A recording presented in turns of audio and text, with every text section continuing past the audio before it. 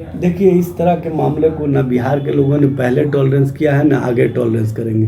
बिहार और बिहार के अस्मिता के साथ जो भी खिलवाड़ करेगा, जो भी बिहार का अपमान करेगा, उसकी हम निंदा करते हैं। उस संबंध में भारतीय जनता पार्टी की क्या सोच है, भारतीय जनता पार्टी इस मामले में चुप्पी क्यों साधे रही, इसका जवाब भारतीय जनता पार्टी के नेता क्यों नहीं देते हैं। आज जो रेवंत रेड्डी पर वो सवाल खड़े कर रहे हैं, तो उससे बड़ा सवाल प्रधानमंत्री नरेंद्र मोदी जी पर होता है, जो बिहार आकर के इस तरह की बातें किए थे।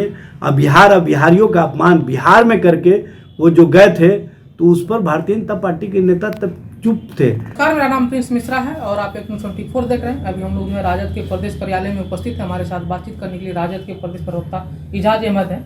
सर, जिस तरीके से तेलंगाना के मुख्यमंत्री रेवंत रेड्डी जो हैं बिहार के जो हैं उनको जो डीएनए की बात कर रहे हैं, तो क्या लगता है कि कहना उनका सही है, क्योंकि भाजपा भी उस पर विरोध कर रही है। देखिए, इस तरह के मामले को न बिहार के लोगों ने पहले टॉलरेंस किया है, न आगे टॉलरेंस करेंगे। बिहार और बिहार के अस्मिता के साथ जो भी खिलवाड़ करेगा, जो भी बिहार का अपमान करेगा, उसकी हम निंदा करते हैं।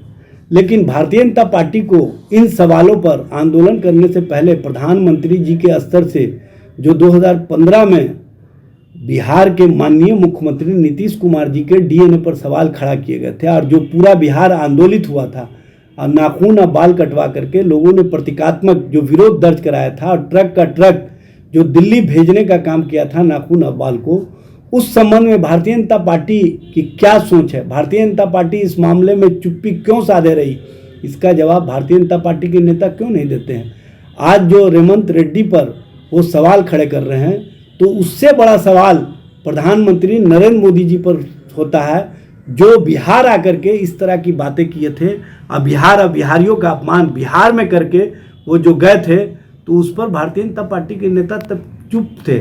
आज उसी भारतीय जनता पार्टी के द्वारा जो इस सवालों पर लोगों के बीच में जाने का काम किया जा रहा है, तो भारतीय जनता पार्टी के नेता इस बात का भी जवाब दे दें कि प्रधानमंत्री ने जो उस समय अपमान किया था, क्या उसके लिए वो माफ़ी मांग रहे हैं। क्या भारतीय जनता पार्टी के नेता इस बात को कहने के लिए तैयार हैं कि प्रधानमंत्री जी ने जो कहा था वो गलत था। रेवंत रेड्डी और कहीं ना कहीं नरेंद्र मोदी जी में फ़र्क नहीं है, वो भी संवैधानिक पद पर थे, ये भी संवैधानिक पद पर है।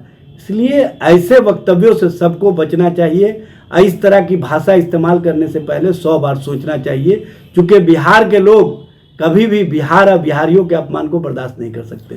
क्या लगता है कि जिस तरीके से भाजपा के प्रदेश अध्यक्ष सम्राट चौधरी कह रहे हैं कि इसमें हस्तक्षेप नीतीश कुमार को और लालू प्रसाद यादव को करना चाहिए, क्योंकि इंडिया गठबंधन जो है उन्हीं के अंतर्गत आता है, तो क्या लग रहा है कोई? देखिए, हम लोग जो मामले हैं उसको उन लोगों तक पहुंचा दिए हैं जिन तक पहुंचाना चाहिए, लेकिन भारतीय जनता पार्टी के प्रदेश अध्यक्ष, नेता प्रतिपक्ष इन सवालों का जवाब दें। जब प्रधानमंत्री ने जो डीएनए पर सवाल खड़ा किए थे, तो उस समय तो वो कुछ थे नहीं, लेकिन आज वो उस पद पर हैं जिस पद पर वो प्रधानमंत्री जी के द्वारा जो सवाल खड़े किए गए थे उस पर जवाब मांग सकते हैं, और कहें कि उन्होंने जो उस समय कहा था गलत था।